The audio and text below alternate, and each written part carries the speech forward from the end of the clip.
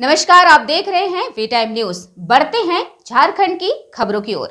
चंद्रपुरा प्रखंड के तेलो हटियाटांड स्थित मैदान में आजसू पार्टी मिलन समारोह का आयोजन किया गया, जिसमें आजसू पार्टी के सुप्रीम सुदेश महतो की उपस्थिति में तेलो के युवा नेता लखन महतो ने आजसू की सदस्यता ग्रहण की। आयोजित मिलन समारोह को संबोधित करते हुए आजसू पार्टी के सुप्रीमो सुदेश महतो ने कहा कि तेलो की धरती से लोकसभा चुनाव का आगाज करता हूँ। आजसू भाजपा पार्टी मिलकर झारखंड में मोदी के नेतृत्व में 14 सीटों पर चुनाव जीतेगी। इसकी तैयारी में अभी से ही आप लोग लग जाएं। उन्होंने कहा कि प्रधानमंत्री के नेतृत्व में अब की बार 400 के पार का नारा दिया गया, उसे हर हाल में पूरा करना होगा। इसके लिए कार्यकर्ताओं को मिलकर काम करना है। देश में तीसरी बार मजबूत सरकार बनानी है। प्रधानमंत्री के नेतृत्व में आज पूरा देश अंतर्राष्ट्रीय स्तर भारत की धमक बढ़ी है। रेल सड़क की आधारभूत संरचना में ऐतिहासिक परिवर्तन होते हुए विकास की गति में बढ़ाने का कार्य हुआ है। उन्होंने कहा कि भारत को एक विकसित राष्ट्र में देखना चाहते हैं तो नरेंद्र मोदी की सरकार बनानी होगी। इसकी सारी जवाबदेही आपके हाथों में है। राज्य सरकार के क्रियाकलापों की आलोचना करते हुए कहा कि झारखंड सरकार झामुमो की सरकार को सिर्फ अपने परिवार की चिंता है और हम लोगों को देश की चिंता है। उन्होंने कहा कि झारखंड की जनता ने जिसको नेतृत्व सौंपा वह आज जेल में है। इस घटना में झारखंड शर्मसार हुआ है। आजसू पार्टी सुप्रीमो ने कहा, अब वो आवास योजना सिर्फ बबुआ आवास योजना बनकर रह गया। झारखंड की सरकार गरीबों की सरकार नहीं बल्कि अमीरों की सरकार है। जो वर्तमान राजनीतिक चुनौतियां देश के अंदर नजर आ रहा है, फिर देश से बाहर भी कुछ चुनौतियों को सामना करने के लिए एक मजबूत नेतृत्व को फिर से चुन के आगे पहुंचाना यही दायित्व है। उस दायित्व का निर्वहन करेंगे। लगातार प्रहार हो रहा है विपक्ष की तरफ से। आज पार्टी का मिलन समारोह था और आज एक मजबूत स्तंभ इस क्षेत्र के जिन्होंने आज पार्टी को ज्वाइन किया है, आदरणीय लखन जी, आदरणीय मुखियागण हमारे, आदरणीय पूर्व मुखिया, पूर्व पंचायत समिति, पूरी टीम, इस तीनों पंचायत के और आसपास के नौजवानों का सैकड़ों की तादाद में आज पार्टी को ज्वाइन किया है। मैं इनका आभार व्यक्त करता हूं और उम्मीद करता हूं कि इनके आने से जो पूर्व से यहाँ के लोगों का या यहाँ के लोगों के प्रति जो हमारा रिश्ता था उस रिश्ता और मजबूत होगा। लोगों का जनादेश जो पार्टी को मिला है आशीर्वाद के रूप में, वो निश्चित रूप से इनके आने से और मजबूती से पार्टी के पक्ष में, एनडीए के पक्ष में बेहतर। मन से अभी आप कह रहे थे कि इनका तो मुखिया तय नहीं है, चुनाव लड़ रहे हैं। नहीं बात, मैं बोला कि अब तो बारात रेडी कर रहे हैं, चुनाव में आ गए, लेकिन मुखिया तय नहीं। देश ये जानना चाहता है कि प्रधानमंत्री का चेहरा कौन है। मोदी जी के विकल्प के रूप में अगर इंडिया गठबंधन काम कर रही है तो इंडिया गठबंधन को बताना पड़ेगा उनका फेस कौन होगा, वरना लोगों से वोट मांगने वालों और देश के साथ अन्याय होगा। लेकिन दूसरी तरफ के बीच में ये चुनाव माना जाएगा, तीसरा भी कोई पक्ष?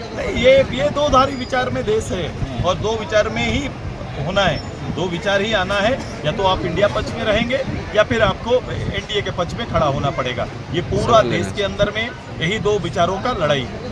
या देश के हित में, देश की तरक्की से जुड़ना चाहते हैं या देश को विकास को रोकने और बाधा पहुंचाने वाले लोगों के साथ जुड़ना चाहते हैं। एक तरफ पार्टी से लोग जुड़ रहे हैं, लेकिन दूसरी तरफ जो 5 साल से सांसद रहे हैं, क्षेत्र में कई लोगों की शिकायत है, सांसद का भी दिखाई नहीं दिया। ऐसा नहीं है, मैंने कहा ये चुनाव की गरिमा को समझो। ये चुनाव ये नेशनलिज्म के लिए, नेशनल पॉलिटिक्स का हिस्सा है और एक पूरा पार्लियामेंट एरिया, पार्लियामेंट मेंबर को आप कभी पंचायत मेंबर के रूप में मत आंकिए, उनके काम को देखिए, उनके काम और जो वहाँ पर राष्ट्रीय स्तर पर जो इनके संकल्प है उसको पूरा करके जो आपके क्षेत्र में लाएं, यही इनका काम है। मैंने कहा सड़कों की गति, रेल की गति, इसके साथ साथ जितने भी विद्यालय, बड़े विद्यालय जो यहाँ पर आए हैं या फिर जो संकल्प है, जो भी इंस्टीट्यूशन यहाँ खड़े हो रहे हैं, चाहे वो मिशन सेक्टर का हो या फिर जो आप सोचो भारत सरकार के इस जो माइनिंग एरिया के अंदर में जो काम हो रहे थे, माइनिंग जब से हो रहा है, लंबे समय से इस क्षेत्र के लोगों को उनका मुआवजा, उनका नियोजन, ये सारे विषयों को लेकर एक बड़ा एक रोष रहता था। दूसरी तीसरी पीढ़ी फाइल लेके कोर्ट का चक्कर लगा रही थी।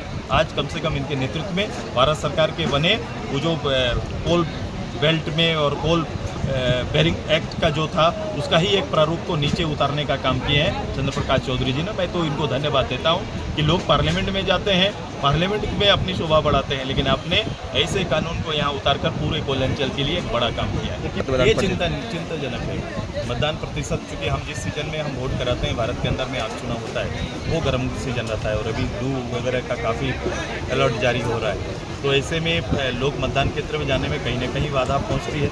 दूसरा कि हम उनकी उत्सुकता को बढ़ाने में चुनाव आयोग को भी काम करना चाहिए। पॉलिटिकल दल की भी अपील हो और उनका भी इस पर विचार होना चाहिए ताकि 100% मतदान हो पाए। 400 का जो नारा है क्या लगता है आपको?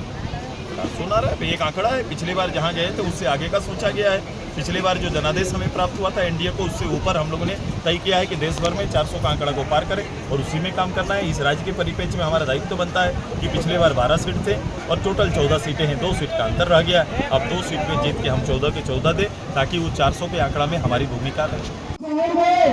कि आप सभी लोग हमें इसी तरफ का दोनों हाथ उठा करके हमें आशीर्वाद दे, हमारे आसू पार्टी का आशीर्वाद दे और हमारे महामहिम सुप्रीमो श्री सुदेश महतो जी को आशीर्वाद दे। अभी चुनावी का समय चल रहा है, लोकसभा चुनाव हमारे साथ अभी है और हमें लोकसभा की तैयारी इसी खुशी के साथ, इसी साहस के साथ जम करके करना है। विशेष बातें जिनको सुनने के लिए आप लोग दूर दराज से आए हुए हैं, हमारे माननीय सुदेश जी आप सबों को संबोधन करेंगे। बाकी बातें फिर हम दोबारा आपके साथ मिलेंगे। हम घर का बेटा है और कभी भी कहीं भी पहाड़ी में, जंगलों में आपके घर में आके मिलते रहेंगे। परंतु समय अधिक होने के कारण मैं अपनी बातों को ज्यादा लंबा नहीं खींचना चाहूंगा। दोबारा आप लोगों से आशीर्वाद लेते हुए मैं आप सबों से आग्रह करूंगा कि कृपया आप लोग अपना दोनों हाथ उठा करके एक बार जरूर बोलेंगे आसू पार्टी। वी टाइम न्यूज के लिए चंद्रपुरा से मनमीत महतो की रिपोर्ट।